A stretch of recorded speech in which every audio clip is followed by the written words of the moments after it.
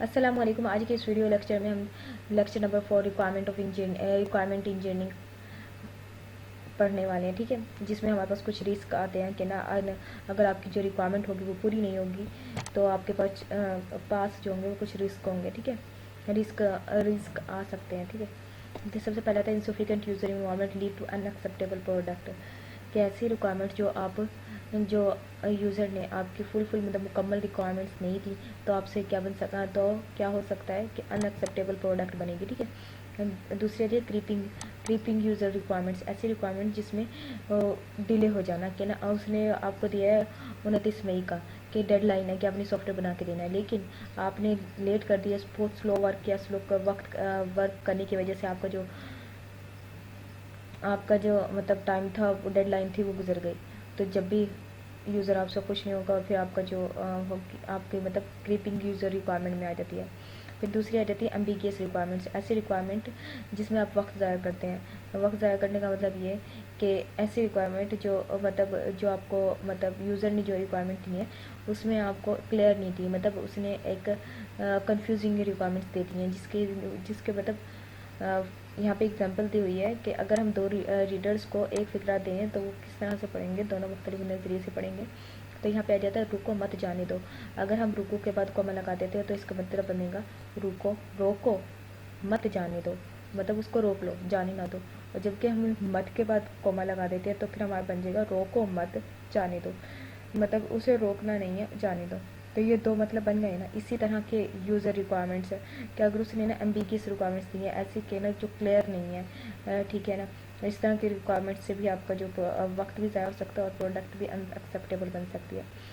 चौथा हमारे पास आता है gold plating by developer and adds unnecessary features, मतलब खुद से आपने अननेसेसरी फीचर्स डाल दिए हैं जबकि यूज़र ने नहीं बोला कि उसमें डालो।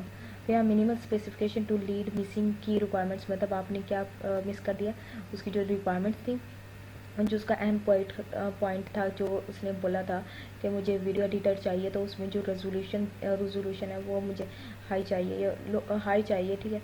तो उसको मिस कर दिया, वो उसकी वजह से भी आपके अनएक्सेप्टेबल प्रोडक्ट हो सकती है, उसके भी मतलब गलत रिजल्ट आ सकता है क्योंकि यूज़र ने वो चीज़ मांगी नहीं थी जो आप दे रहे हो, ठीक है। Incomplete defined requirements make accurate project planning and tracking, मतलब आपकी यही कहना, अगर आपकी इनकम्प्लीट है रिक्वायरमेंट, जैसे आपने यूज़र से ली है वो इनकम्प्लीट रिक्वायरमेंट है, तब भी आपके जो प्रोजेक्ट की ट्रैकिंग मुश्किल हो सकती है, इम्पॉसिबल हो सकती है, ठीक है।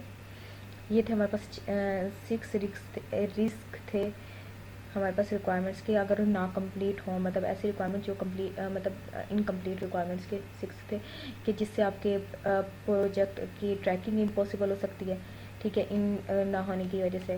फिर जो हमारी की रिक्वायरमेंट्स जो मिस हो जाती है तो उसकी मिनिमल स्पेसिफिकेशन हो सकती है, अननेसेसरी फीचर्स नहीं ऐड करनी।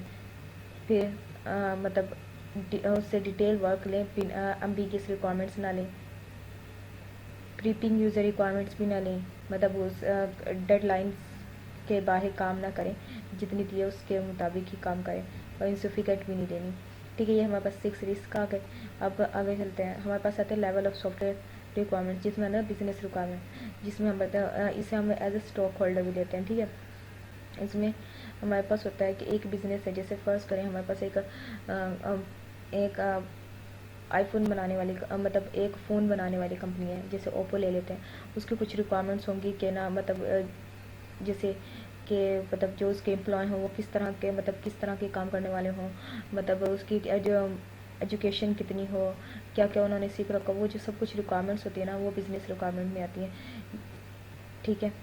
फिर आ जाता है यूज़र रिक्वायरमेंट जो आपको एंड यूज़र देता है, मतलब जो ऑलरेडी चीज़ इस्तेमाल कर रहा है, जैसे आपने सॉफ्टवेयर बना लिया और जब आपने किसी और को दिया, मतलब जो एंड यूज़र इस्तेमाल कर रहा है उसको दिया, तो उससे क्या होगा कि ना, उससे मतलब उसकी रिक्वायरमेंट से मुराद ये आएगा कि ना, उसको कुछ टास्क दिया, जैसे आप किसी वेबसाइट पे जाते हैं तो फिर वहाँ पे लॉगिन करते हैं, लॉगिन करके पासवर्ड डालते हैं, तो पासवर्ड डालना क्या होगा, ये यूज़र की रिक्वायरमेंट्स होगी कि उसकी सेफ्टी रहेगी, ठीक है।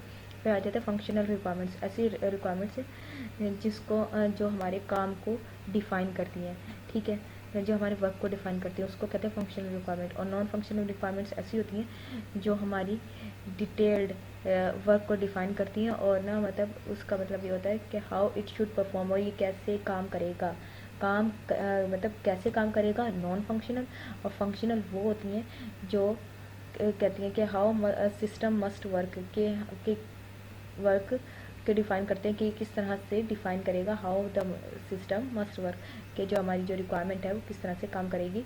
फंक्शनल में आ जाती है नॉन फंक्शनल, जिसमें वो काम को डिटेल से बताएंगे, इट शुड वर्क, कि इस तरह से काम करेगा। ठीक है, मतलब एक फंक्शनल एक नॉन फंक्शनल आ गई। फिर हमारे पास आते हैं यहाँ पे स्टेक होल्डर कौन से होते हैं। एक ऐसी पार्टी जो आपके ऐसी मतलब party has an interest in a company and can at the effect or be affected by the business, जो आपके जो बिजनेस को अफेक्ट करती है, मतलब ऐसी जो ना आपके ना जो चीज़ बनाई है सॉफ्टवेयर वगैरह, तो जो आपकी चीज़ों खरीदने में इंटरेस्ट रखती हो तो उससे कहते हैं स्टेक होल्डर। ठीक है, और जो हमारे प्राइमरी स्टेक होल्डर होते हैं वो इन्वेस्टर होते हैं, एम्प्लॉय होते हैं, कस्टमर और सप्लायर्स होते हैं। ठीक है,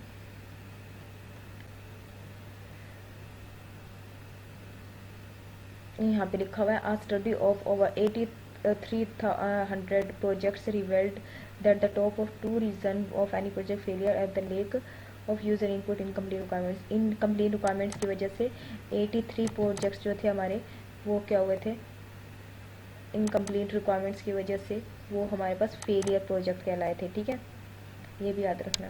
फिर हमारे पास ये डायग्राम है, फिर आ जाता है requirement statement and specification document. अभी इसमें करेक्टरिस्टिक आती है कंप्लीट, करेक्ट, फिजिबल। कंप्लीट का मतलब कि जो हमारा जो प्रोडक्ट है वो टाइमली टाइमली डिलीवर होना चाहिए। करेक्ट, उसकी एक्यूरेटली को देखना चाहिए, एक्यूरेसी को देखना चाहिए। फिजिबल, जो हमारे पास रिक्वायरमेंट हो उनको उनकी लिमिटेशन और कैपेबिलिटीज़ के साथ अपने उनकी मतलब रिक्वायरमेंट्स को अप्लाई करना है। मतलब ये कि जैसे एक वीडियो एडिटर बना रहे हो तो उसकी कुछ रिक्वायरमेंट्स भी तो होंगी, कुछ लिमिटेशन भी तो होंगी ना। ये लिमिटेशन और कैपेबिलिटीज़ के किस तरह से काम करेगा, तो उसमें जो रिक्वायरमेंट्स आपने इंप्लीमेंट करनी है तो उसको फिजिबल बोलेंगे। ठीक है, नेसेसरी, जो चीज़ें नेसेसरी का मतलब वही ज़रूरी होता है। प्योरिटाइज्ड मतलब आपने हमेशा किसको प्योरिटाइज करना है, रिक्वायरमेंट को, हर एक रिक्वायरमेंट को प्योरिटी देनी है। ठीक है, अनएम्बिगियस मतलब जिसको आप कहते हो यहाँ all readers of the requirement statement should arrive at a single constant interpretation of it, मतलब जो सिंगल कांस्टेंट रखें इंटरप्रिटेशन ऑफ इट के साथ, मतलब सिंगल इन कॉन्सिस्टेंट इंटरप्रिटेशन रखें, मतलब जिसका मतलब क्लियर हो। ठीक है, वेरीफाइबल, आपने वेरीफाई करवाना है अपनी उसको कि आपका जो प्रोडक्ट है या प्रोजेक्ट है वो सही काम करता है कि नहीं करता है। रिक्वायरमेंट स्पेसिफिकेशन आ जाती है हमारे पास। ये हमने क्या पढ़ी थी,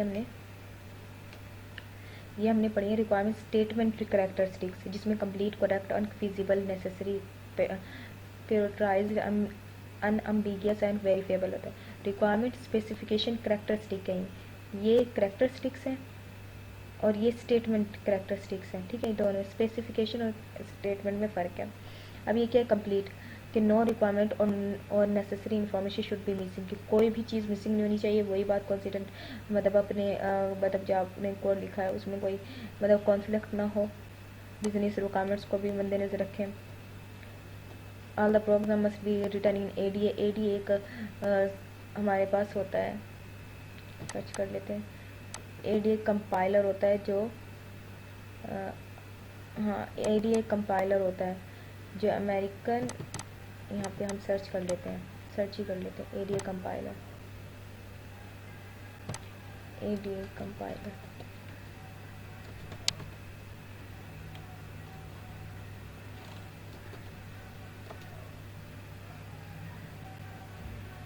तो एडीए हमारे पास कंपाइलर है यहाँ पे कि व्हाट इज़ एन एडीए।